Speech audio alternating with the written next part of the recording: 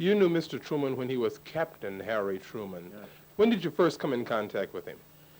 Well, the first real contact was in July the 11th, 1918.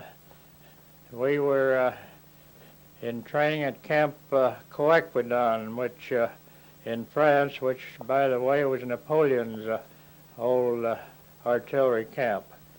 And at that time, Captain Truman was with another battery in the regiment, but he was transferred and made a captain and took us over on, as I said, July the 11th, 1918.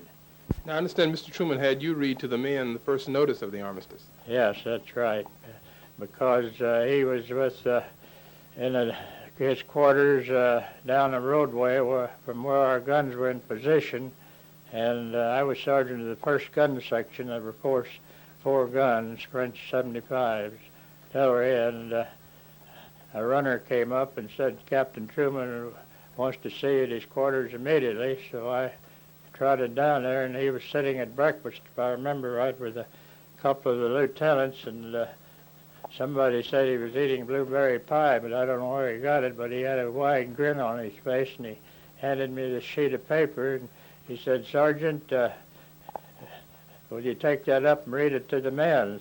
And I looked at it and saw it was a few lines which said, firing will cease on all fronts at 11 a.m., 11th of November, 1918, signed by General Pershing. Mr. Donnelly, as you see Mr. Truman compared to other presidents that you have known, how would you rate him? Well, of course, as a battery D man, I'd have to rate him as #1. Would you say that he, compared to other presidents you've known, was one of the greatest in history? I would think so, and that's vouched for.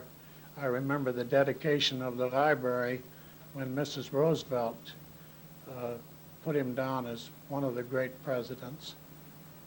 And she being the widow of Franklin D., I think that's good testimony as to what he accomplished, what Harry Truman accomplished as president.